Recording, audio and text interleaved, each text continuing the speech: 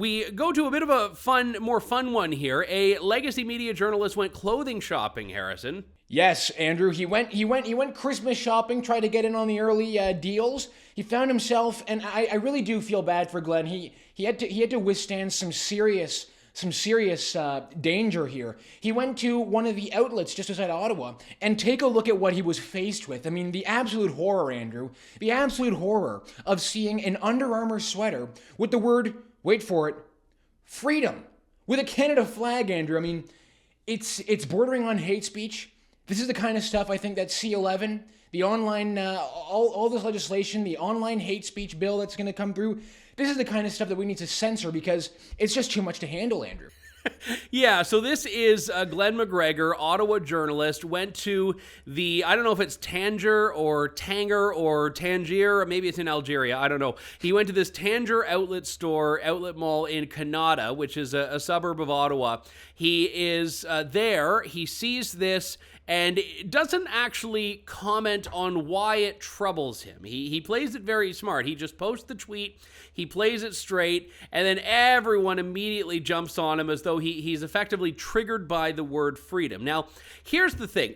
Glenn McGregor covered the convoy, so I assume that what he's seeing there is that perhaps this is a nod by Under Armour to the Freedom Convoy.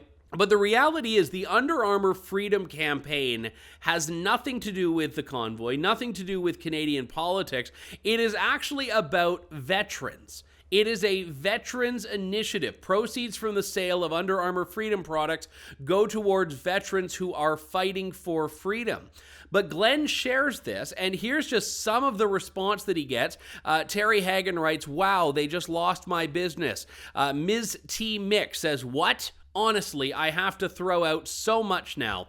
Anne Bellissimo says, "Never buy from that company again." Now, whether these people were Under Armour customers to begin with, I have no idea.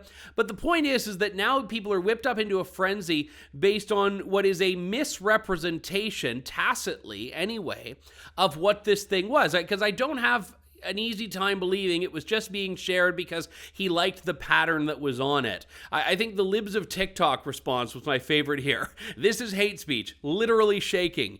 Did you survive?"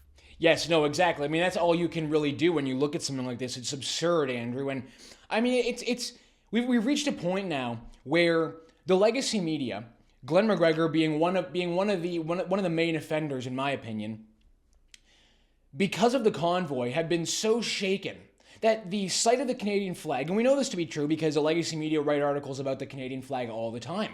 The Canadian flag being a symbol of hate, being seen as a freedom convoy symbol. It's a negative thing.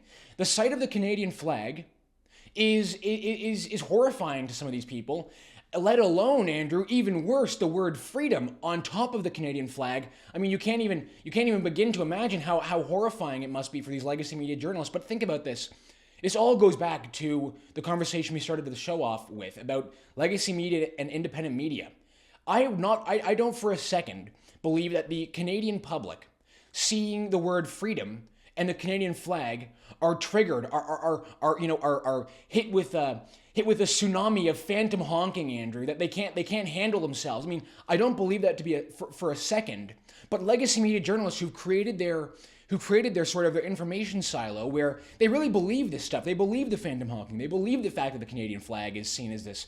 They believe that freedom is now this fringe ideal. Right, exactly. They literally believe this stuff, and then that becomes their reality. That becomes their truth. And there's just no way. There's no way that is what the majority of Canadians really think of when they see the word freedom. There's no way that that's what the majority of Canadians think of when they see the Canadian flag.